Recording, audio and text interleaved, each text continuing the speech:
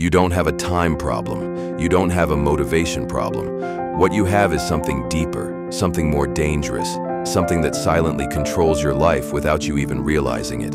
You have trained yourself to delay your own progress. Every day you wake up with intentions, with plans, with ideas of who you want to become. But by the end of the day, nothing has changed. Not because you are incapable, not because you are lazy, but because your mind has been conditioned to avoid discomfort at all costs. And until you understand this, you will keep repeating the same cycle again and again. You tell yourself you will start tomorrow. Tomorrow comes, and you delay again. You say you will work when you feel ready, but that feeling never comes. Days turn into weeks, weeks turn into months, and suddenly you realize you are in the exact same position you were before. That is the trap. That is how procrastination steals your life slowly, quietly, without noise, without warning, until one day you wake up and realize time is gone. The pain of procrastination is not just about lost time. It is deeper than that. It is the feeling of watching yourself fall behind while knowing you have the potential to do more. It is the frustration of knowing exactly what needs to be done but still not doing it. It is the slow destruction of your confidence, because every time you delay, you are proving to yourself that your words mean nothing. And when your words lose meaning, your identity starts to break. You start questioning yourself. You start thinking maybe you are not disciplined enough. Maybe you are not strong enough. Maybe success is not for you. But that is a lie, a dangerous lie. Because the truth is, procrastination is not about your ability. It is about your emotional response to discomfort. Your brain is not trying to destroy you. It is trying to protect you. Protect you from stress, from failure, from uncertainty. But in doing so, it is also keeping you stuck. Every time you face a difficult task, your brain looks for the fastest way to feel good again. That is why you reach for your phone. That is why you scroll endlessly. That is why you delay. Because distraction is easier than discipline. Because comfort is easier than growth. And over time, this becomes your default behavior, a pattern, a loop, a system running in the background of your life. And the more you repeat this pattern, the stronger it becomes. The more you delay, the harder it becomes to act. The more you choose comfort, the more uncomfortable discipline feels. Until eventually, even the smallest tasks feel overwhelming. Not because they are hard, but because your mind has been trained to resist them. This is where most people lose. Not because they lack talent, not because they lack opportunity, but because they never break this cycle. They stay stuck between intention and action. They live in their heads instead of in reality. They plan, they think, they imagine, but they never execute. And without execution, nothing changes. But here is the truth most people avoid. Procrastination will not go away on its own. It will not disappear with time. It will not magically fix itself. If anything, it will grow stronger. It will become more comfortable. It will become your identity if you allow it. And that is the real danger. Not the delay, but becoming someone who always delays. So the question is not why you procrastinate. The question is how long you are willing to tolerate it. How long you are willing to live below your potential. How long you are willing to keep choosing comfort over growth. Because at some point, you have to make a decision, not a small decision, but a real one. A decision to change how you operate completely. The first shift you must make is understanding that action comes before motivation, not after. You will not feel ready.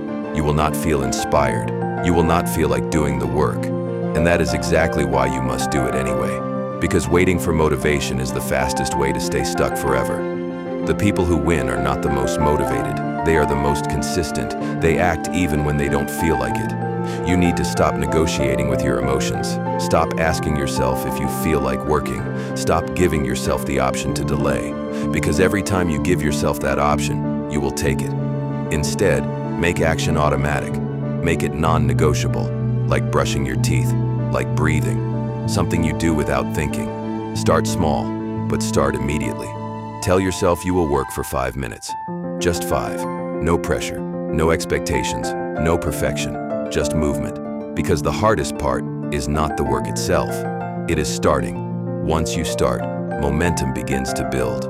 Once you move, resistance begins to fade. And that is where progress is created. Your environment also matters more than you think. If your surroundings are full of distractions, you will be distracted.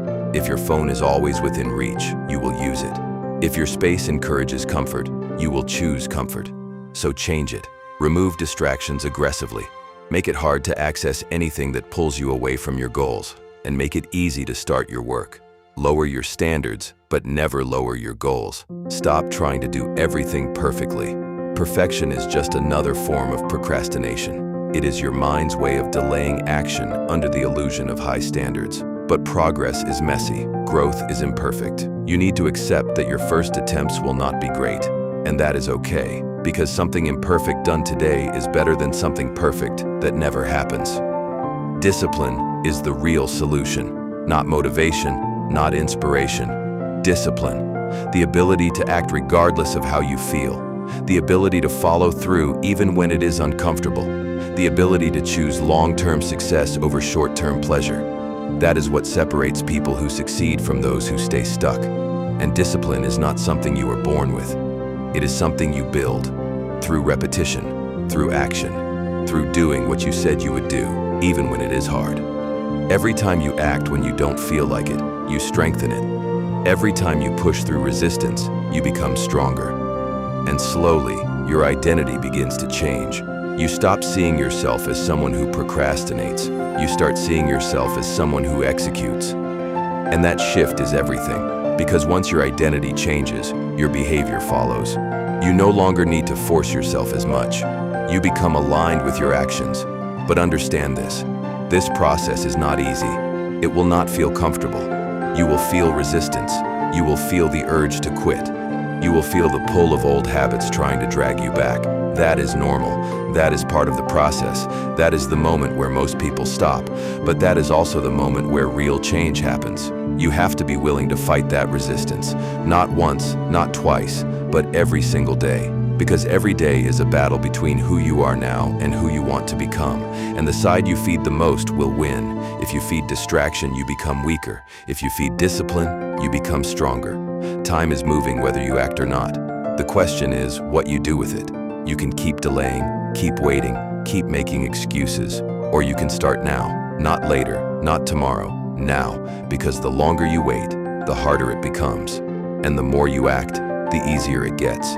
So decide, right now, not emotionally, but logically.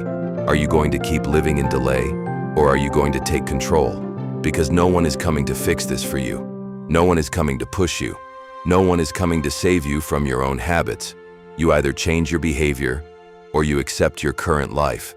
And if you are honest with yourself, you already know what needs to be done. You just need to stop avoiding it. So start, even if it's small, even if it's messy, even if it's uncomfortable. Start.